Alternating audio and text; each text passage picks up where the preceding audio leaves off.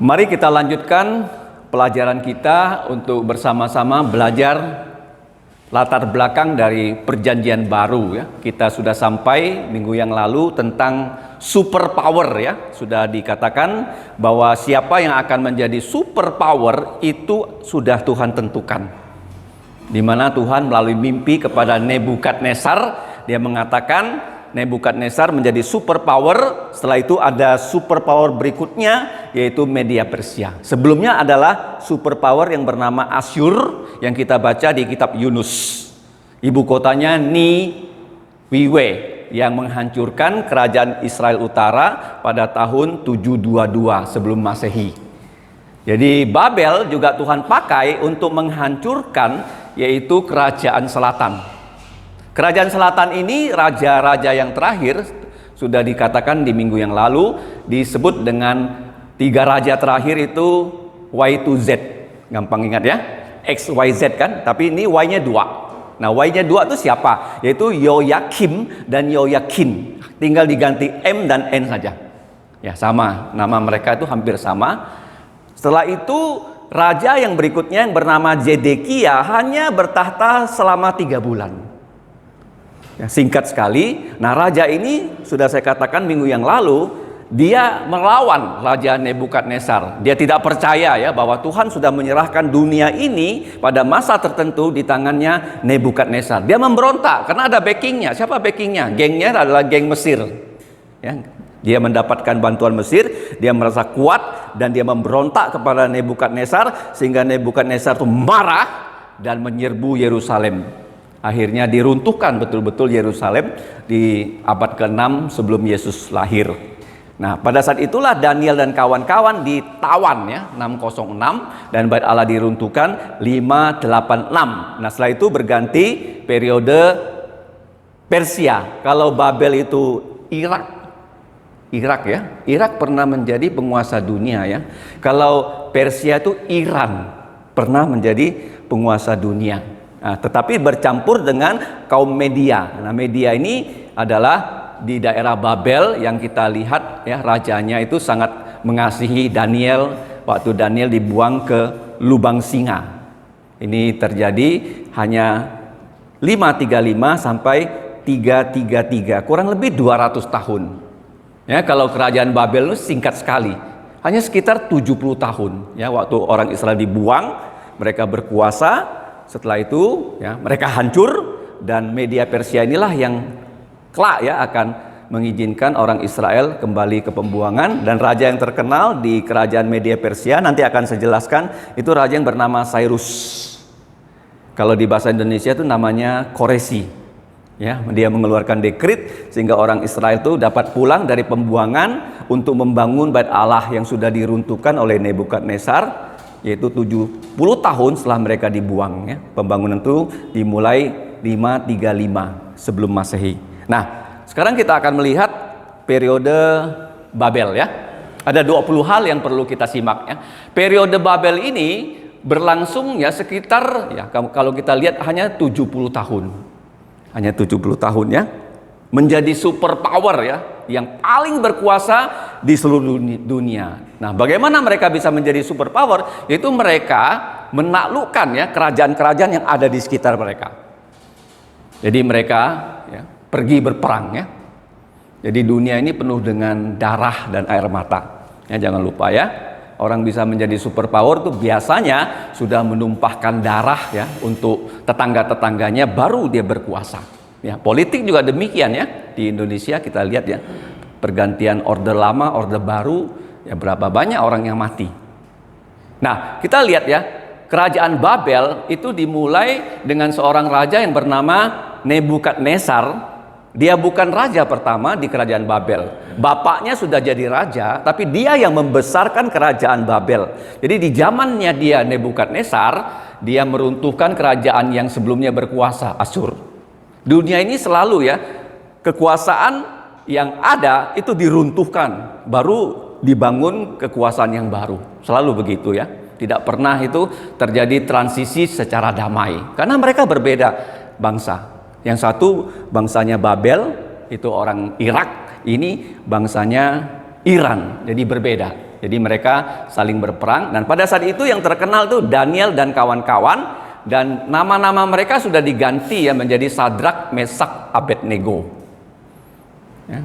Daniel tuh namanya Belsasar, ya, Sadrak, Mesak, Abednego. Semua nama mereka itu adalah berdasarkan nama-nama dewa dari kerajaan Babel.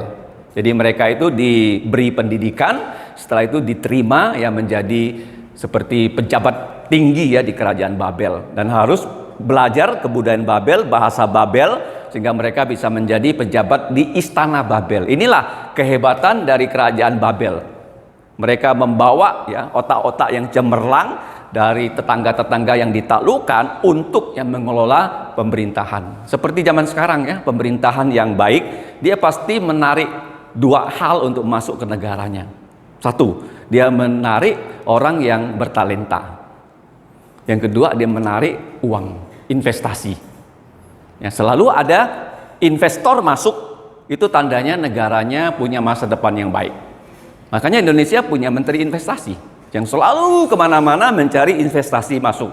Nah, kalau seperti di Singapura memang banyak investasi masuk, tapi dia juga menarik orang-orang yang ber-IQ tinggi, sekolahnya tinggi. Silakan datang ke Singapura, sekolah, bekerja, dan mereka itulah yang menjadi ya tulang punggung negara Singapura. Paham ya? Jadi ini polanya Babel. Ya, Babel itu selalu menarik orang-orang yang seperti Daniel dan kawan-kawan, yang bukan hanya pandai tapi berpenampilan baik. Jadi kalau orang misalnya pandai ya, penampilannya tuh buruk, jadi nggak enak dilihat gitu ya. Tapi kalau dia itu pandai, penampilannya menarik, nah, rajanya jadi senang. Itulah yang dibawa ke Babel. Nah, kemudian selainnya orang yang dibawa, perabot bait Allah dipindahkan juga ke Babel. Nah, kenapa begitu ya? Karena zaman dulu kalau berperang itu selalu Allah kamu lawan Allah aku, mana yang menang.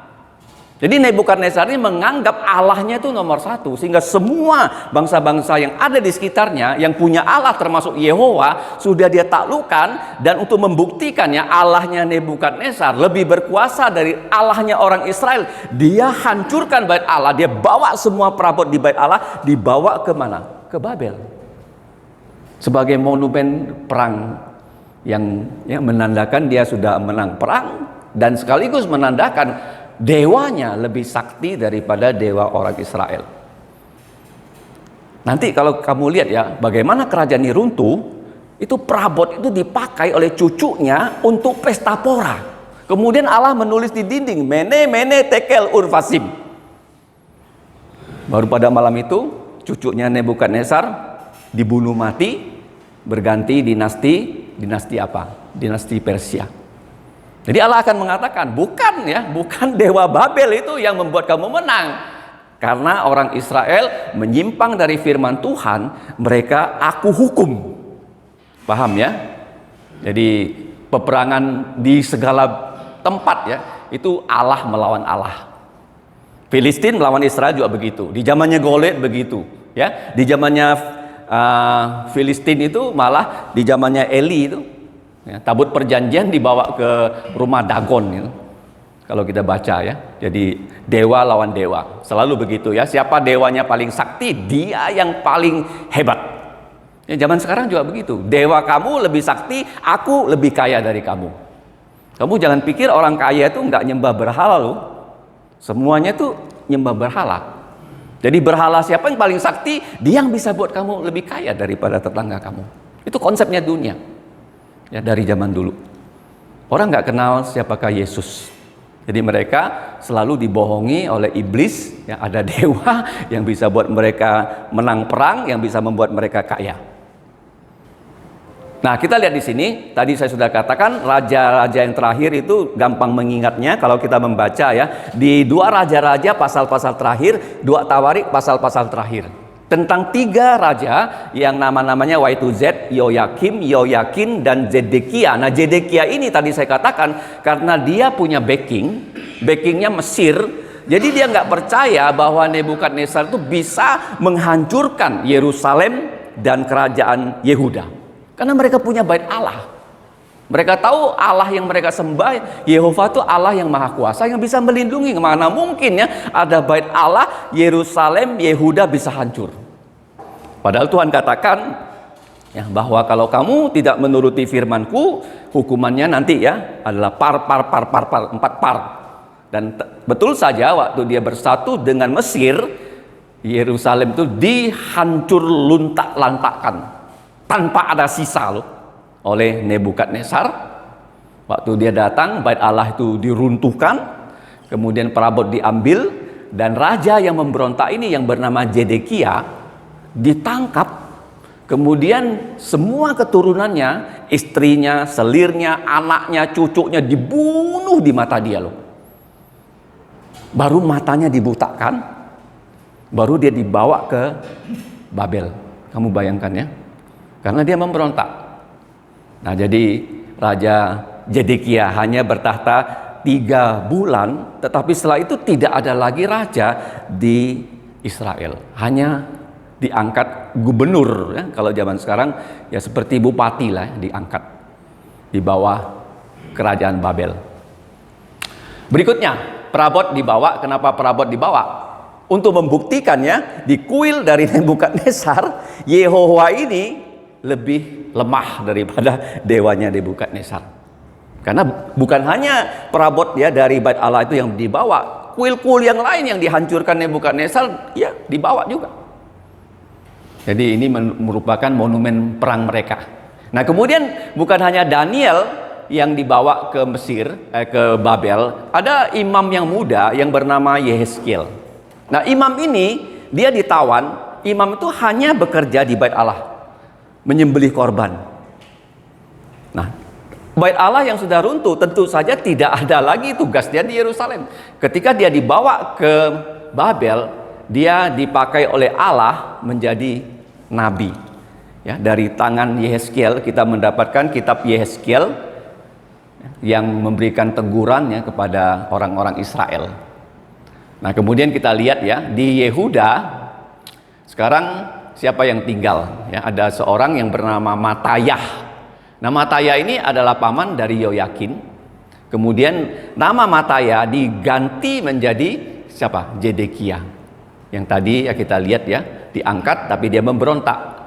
Di 2 Raja-Raja 24 akhirnya Zedekia, karena dia bersahabat dengan Mesir, dia berani melawan Babel, akhirnya Nebukadnezar menghancurkan ya Zedekia, bahkan seluruh keturunannya dibunuh di depan matanya, dan setelah itu matanya dibutakan. 2 Raja-Raja 25 baru dia ditawan ya ke Babel. Jadi Yerusalem dihancurkan pada tahun 586 sebelum Masehi. Tidak ada lagi bait Allah ya di Yerusalem, sehingga apa yang terjadi setelah itu tidak ada lagi ya seorang pun yang boleh bergelar raja.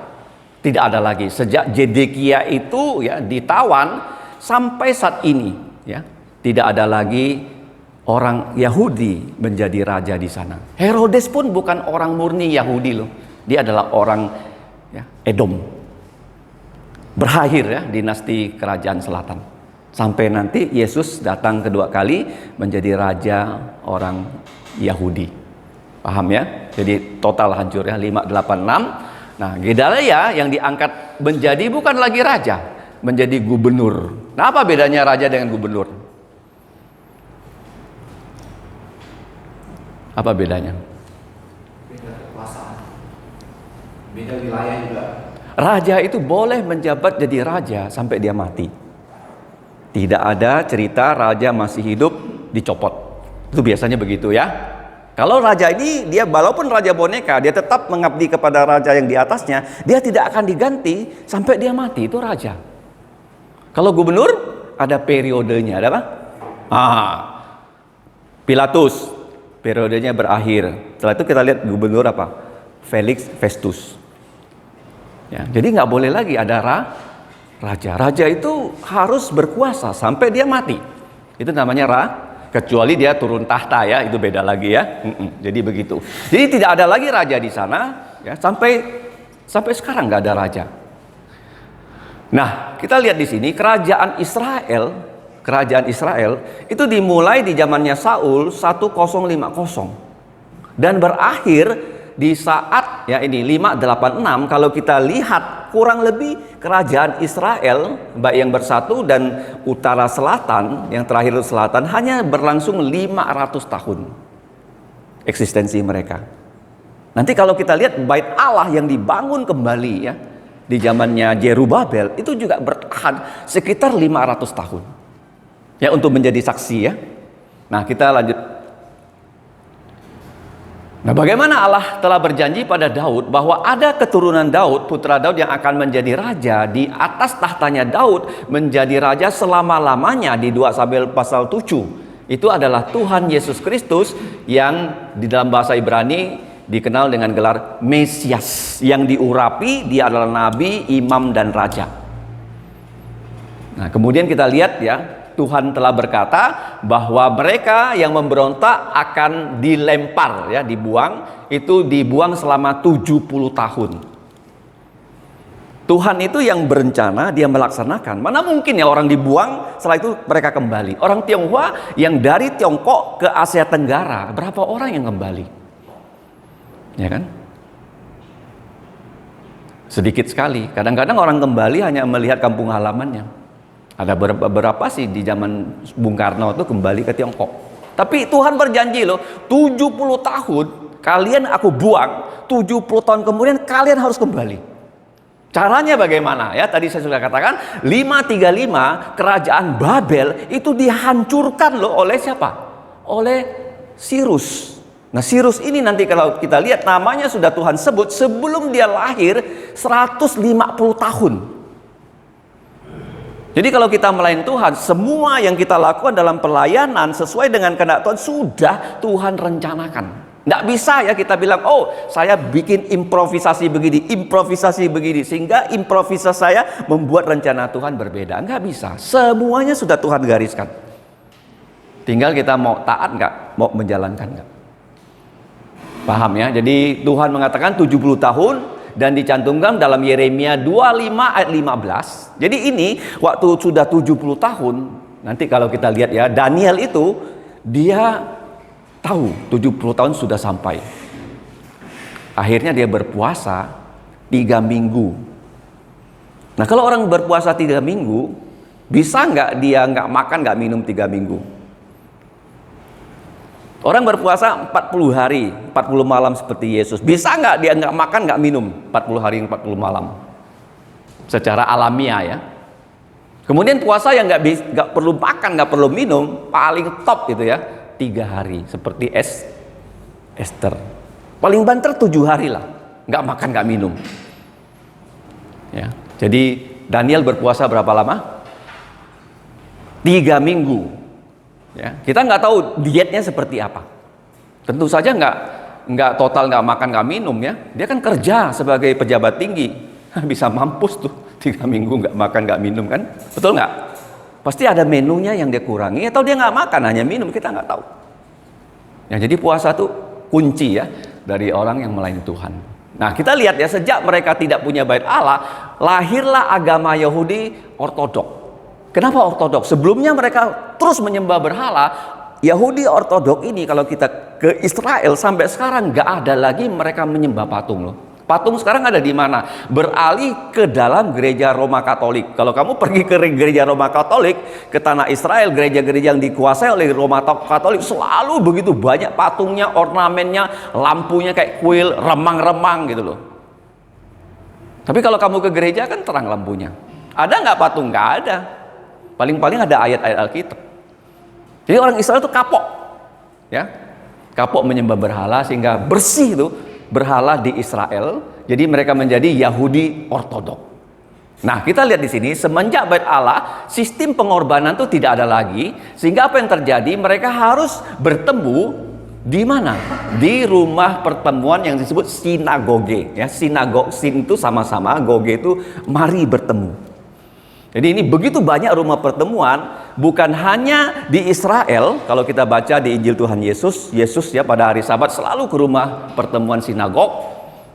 Dan Paulus juga demikian, karena di situ orang Yahudi akan bertemu di hari Sabtu untuk apa? Menyembah Tuhan, belajar perjanjian lama, dan mereka bersekutu. Jadi sinagog itu kalau ada 10 keluarga, mereka bisa membangun sinagog satu buah, dan sinagog itu ada pemimpinnya. Di sinagog itu ada gulungan kitab, dan mereka bertemu untuk membaca ya gulungan kitab. Setelah kitab itu dibaca, ada orang menjelaskan isi kitab itu apa. Jadi ini penting ya. Setelah tidak ada bait Allah, ternyata Tuhan menggunakan ya, kesempatan itu untuk membangun sinagog-sinagog bukan hanya di tanah Palestina, tapi di diaspora ya, diaspora di daerah-daerah orang Yahudi itu dibuang. Kemudian sinagog ini tersebar ya di Laut Tengah, bahkan ya di zamannya Yesus begitu banyak sinagog, dan Yesus selalu ya berkunjung ke sinagog pada hari Sabat. Ya, jadi mereka di hari Sabat dari pagi sampai siang mereka belajar di sinagog, siang mereka pulang, dan seringkali kita membaca waktu mereka pulang dari sinagog ada orang mengundang Yesus makan. Ya, kenapa orang mengundang Yesus makan? Karena mereka pulang dari sinagog. Jadi ketika Rasul Paulus mengabarkan Injil, dia juga masuk ke rumah-rumah pertemuan orang Yahudi. Kecuali di kota itu tidak ada sinagog seperti di kota Filipi. Mereka hanya berdoa di pinggir sungai, dan dia bertemu dengan Lydia, penjual kain ungu. Ingat ya, kebanyakan daerah yang banyak orang Yahudi bertempat tinggal selalu ada rumah pertemuan mereka, ya, sinagoga. Nah, kemudian kita melihat ya, ketika ada sinagog, di rumah sinagog itu kan perlu kitab suci, ya, perjanjian lama tanah. Nah, bagaimana? Kan zaman dulu nggak ada mesin cetak. Jadi mereka itu sampai sekarang kalau kita lihat di internet masih terus menyalin loh kitab suci loh. Ya, seperti kalau orang Tionghoa ya, walaupun ada mesin cetak, sekarang orang Tionghoa juga bisa menulis yang namanya kaligrafi, Jung Mopit, yang menulis indah. Kalau zaman dulu ya, orang yang berkuasa ya sebagai presiden kah, menteri kah, dia harus bisa menulis Mopi yang cantik loh. Tulisannya tuh pasti nggak belepotan, dia bisa tulis dengan cantik ini huruf-hurufnya. Itu kebudayaan orang Tionghoa. Nah, orang Yahudi juga begitu, mereka khusus ya ada orang menyalin kitab suci mereka, dan waktu mereka menyalin, ada satu ya profesi yang disebut penyalin kitab suci yang kita kenal, orang itu bernama Ezra ya. Ezra pasal 7 ayat 10. Dan kalau di zamannya Tuhan Yesus disebut sebagai ahli Taurat. Ahli Taurat. Bahasa KJV-nya itu doktor kitab suci. Doktor ya, kitab suci. Mereka itu ahli karena setiap hari menyalin. Nah, mereka menyalin hingga timbullah kelompok ahli Taurat, Farisi. Nanti kita melihat ya ada orang-orang Saduki dan sebagainya.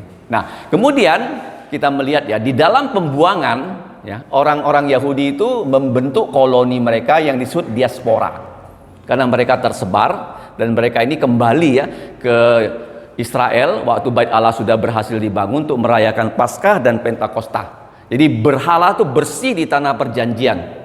Mereka diizinkan kembali ke tanah Palestina, dan orang Yahudi itu sekarang kalau kita lihat tidak ada lagi namanya ya menyembah berhala secara fisik. Ya, mereka tidak lagi membuat patung, menyembah patung seperti sebelum mereka diruntuhkan oleh Nebukadnezar. Nah, ancamannya adalah dalam Keluaran 32 ayat 15 sampai 28. Tadi saya sebutkan ancaman hukuman menyimpang dari firman Tuhan adalah 4 par. Nanti akan kita lihat ya apa itu 4 par. Jadi sekarang mereka sudah kembali ya, tetapi tidak lagi punya raja, punya wilayah, tetapi wilayah ini kebanyakan adalah wilayah jajahan. Dan Tuhan mengatakan pada mereka, kalau mereka melawan firman Tuhan, mereka akan dihukum dengan 4 par kalau mereka tidak bertobat. Tuhan selalu mengirim nabi-nabi untuk memberikan mereka teguran supaya mereka bertobat. Apa itu 4 par yang dalam Keluaran 32 ayat 15 sampai 28? Par yang pertama, penyakit sampar. Seperti sekarang, sampar yang baru saja ya kita lalui, pandeminya menjadi endemik, adalah COVID-19. Jadi orang Israel itu seringkali ditimpakan sampar, tiba-tiba ya beribu-ribu orang langsung mati. Di zaman itu kalau kita baca, nah, sampar diturunkan, puluhan ribu orang mati loh. Kemudian yang kedua, lapar. Ya, waktu mereka memberontak kepada Tuhan, Tuhan tidak kirim hujan 3,5 tahun di zamannya Elia. Kalau tidak turun hujan, pasti nggak punya panen yang berhasil. Pasti terjadi kelaparan. Ya, par yang kedua. Par yang ketiga, Nebukadnezar datang dan orang-orang di Yerusalem dan Israel itu dibunuh. Ya kan? Perang itu harus membunuh laki-laki. Yang diambil anak-anak dan wanita. Wanita pun wanita yang muda. Kalau yang udah tua, bunuh. Semua dibunuh loh. Jadi kita lihat ya, itu terjadi ya di kota Yerusalem dan Bait Allah dihancurkan. Yang keempat, dilemparkan ke Babel, dibawa ya orang-orang yang bagaimana? Tadi saya katakan yang perawakannya elok dan otaknya pintar, keturunannya dari kerajaan, dibawa ke Babel seperti Daniel, kawan-kawan, dan juga termasuk Yehezkiel yang dibawa. Nah, kalau zaman sekarang sampar, lapar, terkapar, dan terlempar. Nah, kalau sampar ya seperti COVID-19, dan akan lebih hebat lagi di kitab Wahyu pasal 16 ya, pasal 6 sampai pasal 19. Lapar ya, sekarang kan lapar itu artinya pangan akan menjadi langka kan, artinya komoditas itu naik tuh.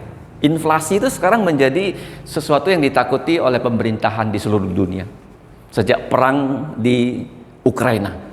Inflasi Indonesia kemarin saya dengar Menteri Keuangan mengatakan sudah hampir menyentuh 4%. Kalau di Eropa sudah 8%. Ya, tiba-tiba kenapa harga minyak goreng dari 14.000 sekarang menjadi 20.000 atau 25.000. Ya kan? Minyak bensin itu Pertamina harus ya meminjam 12 miliar dolar Amerika untuk nombok loh. Kemarin saya WA sama Hok nombok gede, dia diam aja. Sekarang bukan tambah baik ya kondisi dunia. Jangan kita harap akan menjadi baik. Kemungkinan enggak. Siapa tahu perang di Ukraina meluas. Jadi kita siap-siap loh. Bukan lagi kita hidup di zaman yang akan kembali normal. Sekarang endemik memang ya, kita nikmati, nggak pakai masker lagi, nikmati dulu. Siapa tahu nanti nggak bisa lagi kita nikmati. Masa bebas tuh sudah habis. Ya, nggak bisa lagi beritakan Injil dan sebagainya. Jadi selama kita masih bisa bebas melayani, lakukanlah dengan sukacita. Nah, terlempar kita lihat ya, apa nih? Terlempar sekarang bukan lagi kita dilemparkan ke luar negeri, tapi dilemparkan ke neraka loh. Kalau nggak percaya Yesus, ya, terlempar sekarang. Nah, kita lihat di sini. Tadi saya sudah jelaskan ya, di tanah Israel, di agama Yahudi Ortodoks sama sekali lagi tidak ada patung. Sekarang yang ada adalah apa? Di gereja Roma Katolik nggak ada lagi ya. Jadi saya rasa kita belajar sudah berapa lama ya? Coba lihat di video itu. Karena masing-masing ada kegiatan. 28 ya. Oke, secara cepat ya. Periode media Persia secara singkat saja, itu periode yang mengakhiri periode Babel. Nah, Babel itu sangat jaya. Kenapa bisa runtuh? Karena Tuhan yang sudah buat rencana bahwa raja dari ini Persia Iran akan menjadi raja yang meruntuhkan Babel dan memulangkan orang Israel ke tanah perjanjian. Ini rajanya bernama Koresi atau Cyrus, sudah dinubuatkan di Yesaya 44 ayat terakhir 45 bahwa dia akan menyelamatkan orang Israel sebagai hamba Tuhan, dan ini betul-betul terjadi. Tapi sebelum itu terjadi, kalau kita baca, Daniel itu berdoa puasa. Karena sudah 70 tahun dia berada di Babel, dia sudah tahu nubuatan Nabi Yeremia, dan dia berdoa berpuasa. Tadi saya sudah katakan 3 minggu. Waktu dia berdoa berpuasa, Tuhan sudah langsung loh kirim Gabriel bertemu dengan dia. Tetapi Gabriel yang mau bertemu dengan Daniel, memberitahukan kitab suci kepada Daniel, itu ditahan oleh Lucifer, penghulu setan. Dan Lucifer itu menahan Gabriel berapa lama loh? 21 hari loh. Apakah Tuhan nggak tahu Ya, ada utusannya Gabriel ditahan oleh Lucifer sehingga Lucifer nggak bisa sampai ke Daniel untuk memberitahukan Daniel tentang akhir zaman. Tuhan tahu loh, dia sengaja ya izinkan Lucifer berperang melawan Gabriel. Sampai 21 hari baru dia bilang, Mikael, pergi situ, lawan Lucifer. Baru Lucifer lawan Mikael dan Gabriel datang kepada Daniel membawa firman Tuhan. Apa maknanya? Artinya kalau kamu dan saya bisa seperti sekarang ini belajar firman Tuhan, itu adalah saat yang paling baik. Daniel nunggu, berapa lama nunggu? Puasa lagi dia, 21 hari. Dia mengaku dosa untuk bangsanya, untuk dirinya. Introspeksi diri. Dia nggak tahu di atas terjadi peperangan rohani. Gabriel yang diutus tidak bisa langsung datang, ditahan oleh Lucifer. Lucifer kan nggak mau ya Injil Tuhan Yesus disebar, firman Tuhan disebar, dia nggak mau. Jadi kalau kamu bisa mengajar anak-anak firman Tuhan, kita bisa pergi keluar menginjili, itu Tuhan yang pimpin. Ingat baik-baik ya, Tuhan yang pimpin. Apalagi orang yang menerima firman, menerima Injil, percaya Yesus. Gak mungkin dia bisa percaya kalau bukan Roh Kudus yang bekerja. Tugas kita sama dengan siapa? Gabriel dengan Daniel. Menyebarkan firman Tuhan melalui hidup kita yang sementara, yang fana. Kalau kita tidak gunakan hidup kita untuk menjadi penyambung lidah dari Tuhan, kita menjadi orang yang kurang berguna. Ingat ya, jadi waktu dia berpuasa 21 hari, tadi saya sudah katakan ya, kemungkinan dia nggak makan, nggak minum, bukan total tidak makan, tidak minum. Kemungkinan dietnya dikurangi. Mungkin dia nggak makan makanan yang enak-enak, ya dia hanya makan ya roti, air, gitu, madu, ya, supaya dia bisa bertahan hidup. Gitu. 21 hari. Dia terus berdoa, membaca firman. Baru hari ke-21, Gabriel datang, kasih tahu dia, sorry ya Daniel, kok bisa sorry ya? Saya sebenarnya sudah datang 21 hari, tapi karena saya dihalangi. Sampai Tuhan mengutus Mikael membebaskan saya dan sekarang saya bisa datang pada kamu, memberikan kamu apa? Rencana Tuhan di akhir zaman. Bukan hanya Nebukadnezar itu akan runtuh, tapi Tuhan berikan lagi ya peta zaman yang lebih luas kepada Daniel ya, yaitu disebut Wahyu 70 minggu, 70 safat, 7 kali 70. 490 tahun yang akan dijalani oleh dunia ini sampai dunia ini berakhir.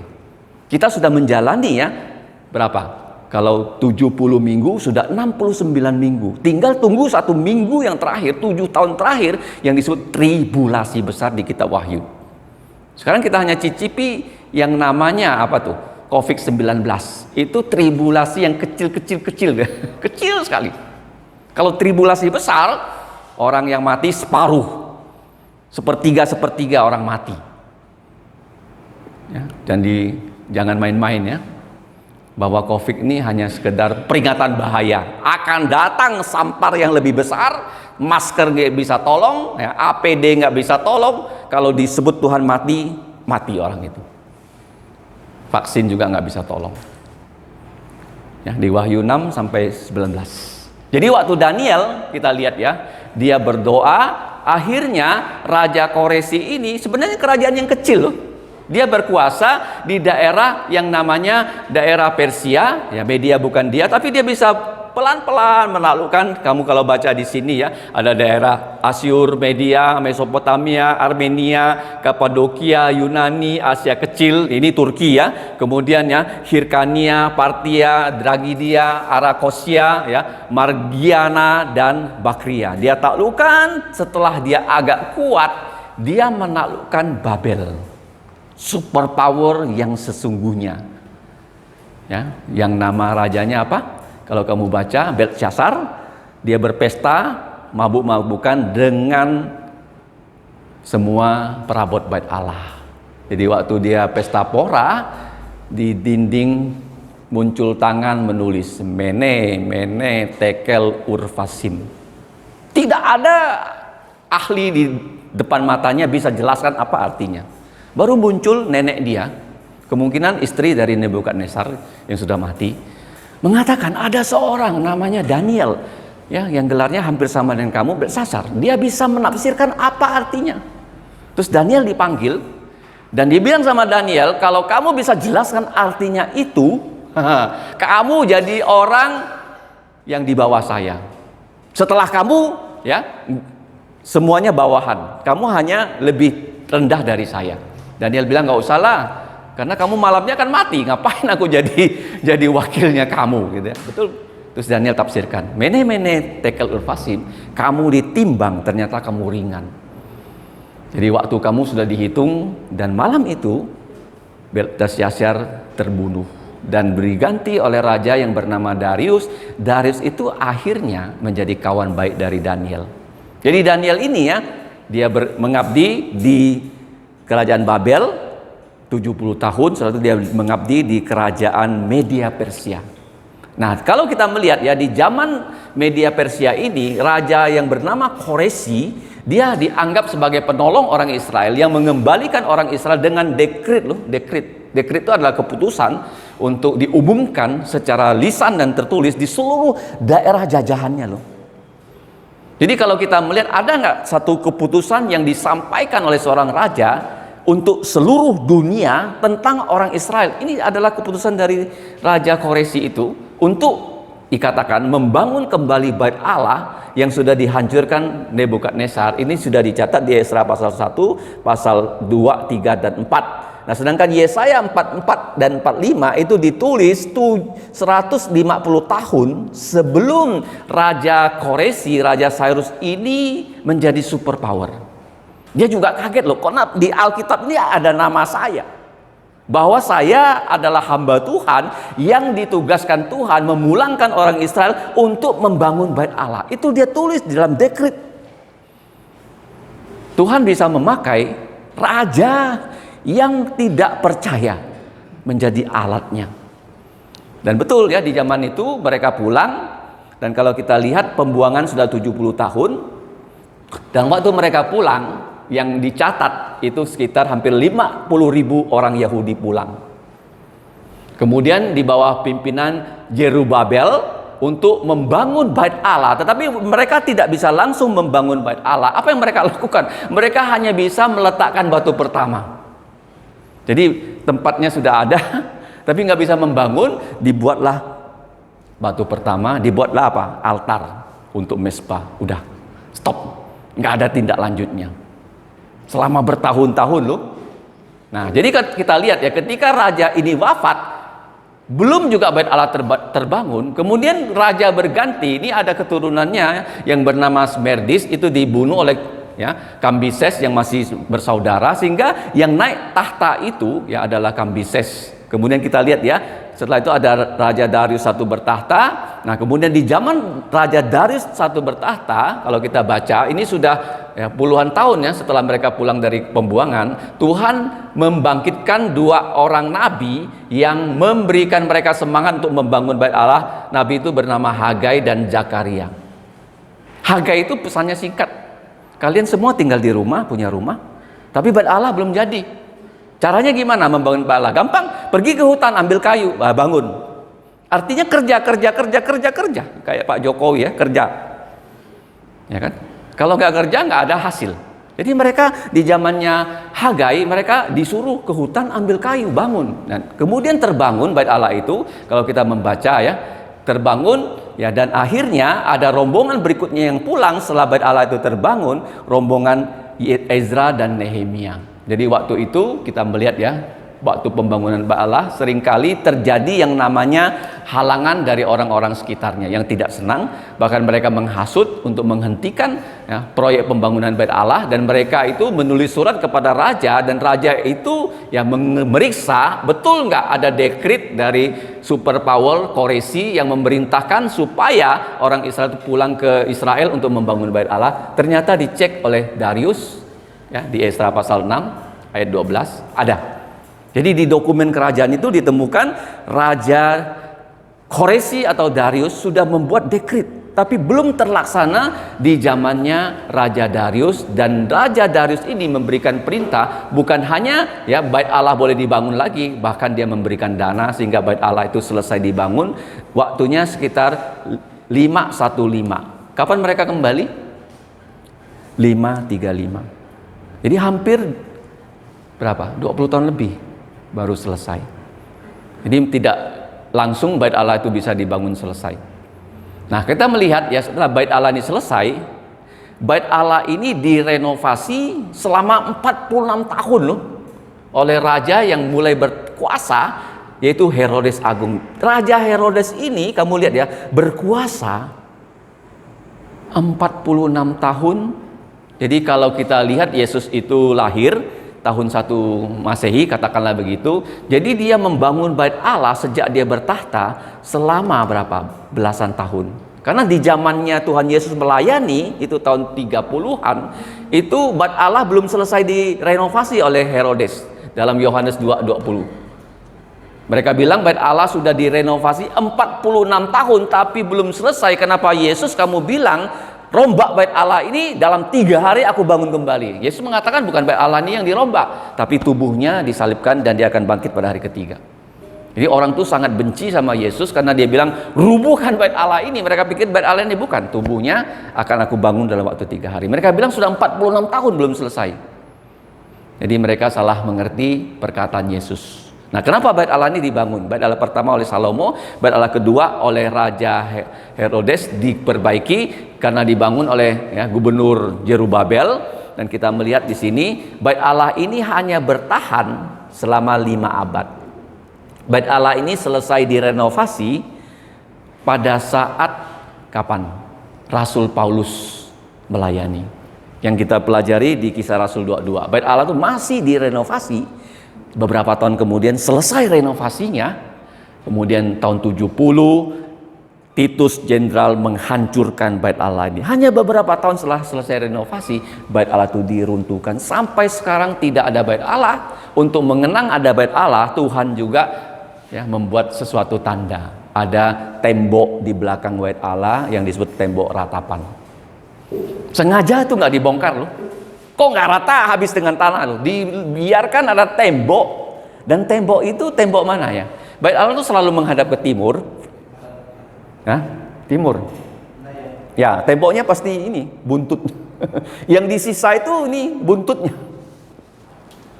Kok nggak dibongkar habis? Sengaja ditinggal. Sebagai tanda orang Yahudi ini telah memberontak kepada raja mereka yang bernama Mesias. Nah, jadi di tembok itu apa yang mereka terjadi? Sekarang nama temboknya itu tembok apa? Tembok ratapan, Wailing Wall. Jadi mereka berdoa di situ seperti begini loh, tangannya.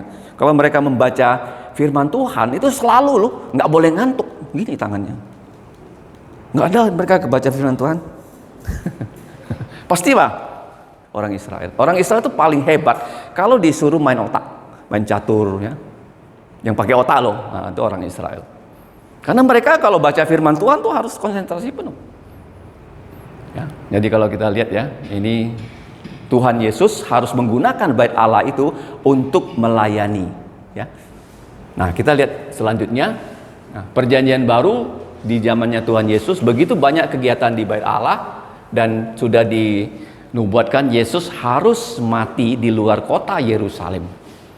Dan kalau kita melihat ya, pergantian dinasti ya dari Babel ke Medio Persia dan sekarang pergantian dinasti dari siapa? Babel ke Medio Persia, sekarang dari Medio Persia ke Yunani. Itu terjadi di perang yang bernama Maraton. Kita mengenal kata maraton itu lari 45 km kan? Sebenarnya ini nama perang loh. Perang ini terjadi di mana? Kalau kita melihat itu terjadi antara Darius ya dari daerah barat itu di mana? Yaitu di Iran, melawan bloknya Yunani di timur yang dipimpin kalau kita melihat ya Darius ya nanti ya akan digantikan oleh Xerxes, dan Xerxes ini ya kalau kita melihat ya sudah mulai melemah dan kekuatan yang mulai muncul itu kekuatan barat yang merupakan negara barat yang diwakili oleh orang Yunani. Dan di zaman Xerxes ini kalau kita melihat ya bahwa ya ada terjadi satu gejolak besar di mana orang ingin memusnahkan orang Israel, dan di zamannya itu ya Raja Xerxes itu dikenal dengan nama Ahasiweros di zamannya ya, kitab Esther. Ya, jadi di zaman itu Ahasiweros ya menikahi Ester karena apa? Karena Ahasiweros ini sebenarnya kalah perang ya. Jadi waktu dia kalah perang, dia merencanakan peperangan berikutnya di Puri Susan. Jadi waktu dia berkumpul dengan jenderal-jenderalnya untuk merencanakan perang berikutnya loh, karena dia kalah perang. Jadi dia ingin memamerkan istrinya yang cantik yang bernama Wasti ya kepada semua pejabat besarnya. Nah, Wasti ini nggak mau datang, ya kan? Dan Wasti akhirnya dipecat jadi ratu dan dibilang ya harus dipilih ratu yang baru dari semua gadis-gadis perawan di kerajaan itu dan diseleksi loh. Seleksinya bukan singkat loh. Kalau kamu baca ya berbulan-bulan.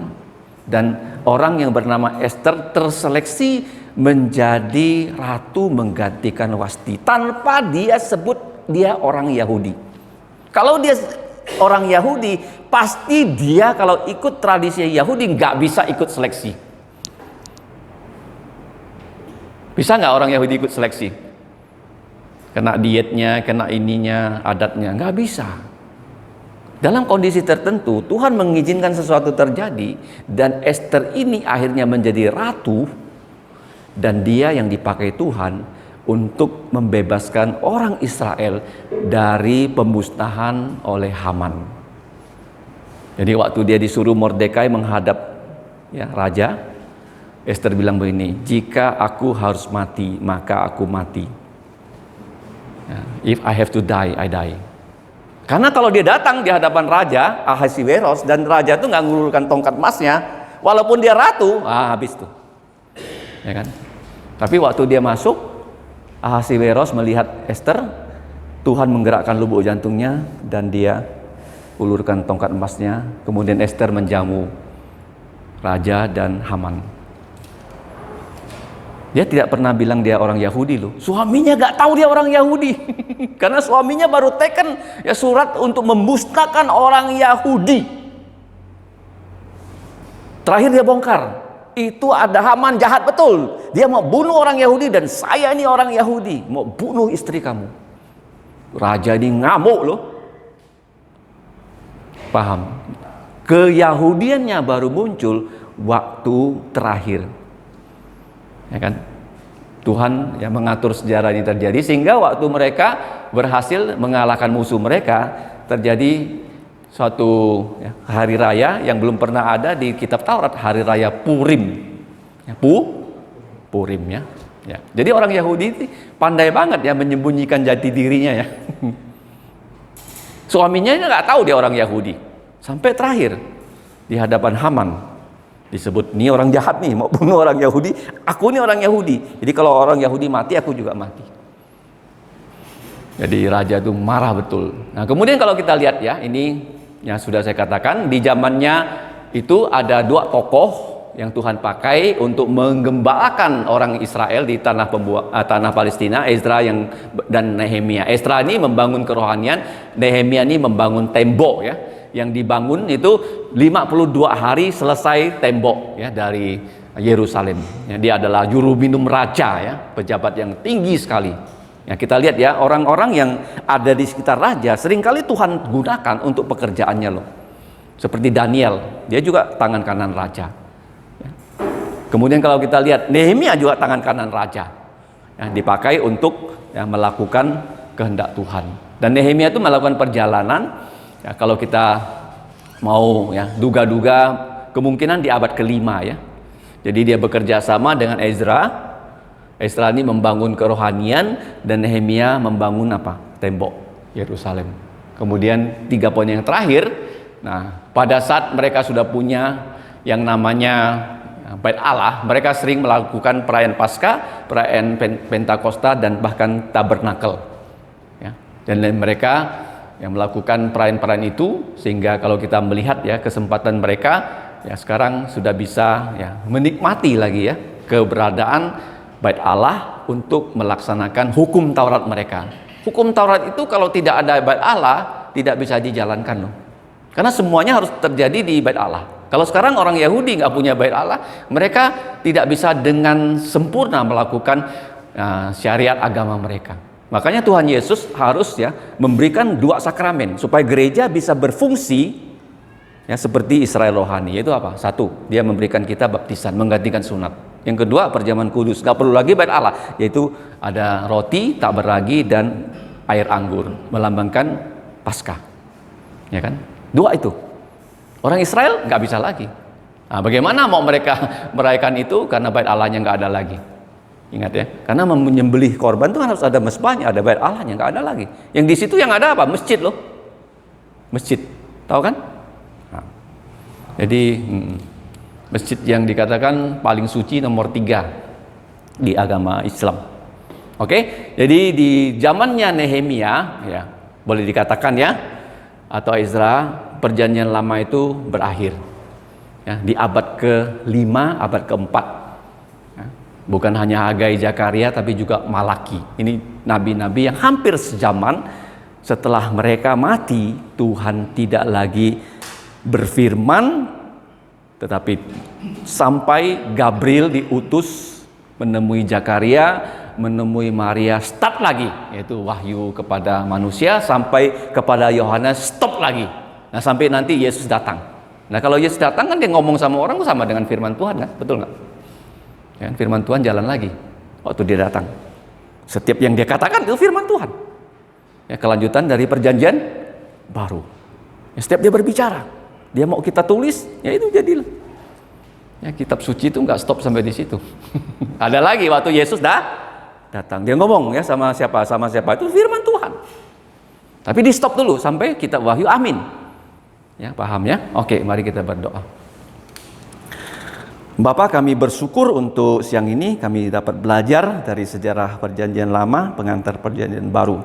Kiranya Roh-Mu yang kudus menolong kami supaya kami mengerti akan firman-Mu dan semakin kami tahu bahwa Engkau adalah Allah yang Maha Kuasa, Allah yang Maha Tahu dan Maha Hadir untuk mengatur segala kehidupan kami, khususnya orang-orang yang sudah percaya Yesus. Jadikanlah kami ya Bapa, orang yang lebih sungguh-sungguh percaya Yesus dan juga dapat membawa keluarga kami yang belum percaya Yesus untuk dapat percaya pada Yesus sehingga kami mempunyai pengharapan hidup yang kekal. Ya Bapa, ampuni dosa kami dengan darah Tuhan Yesus.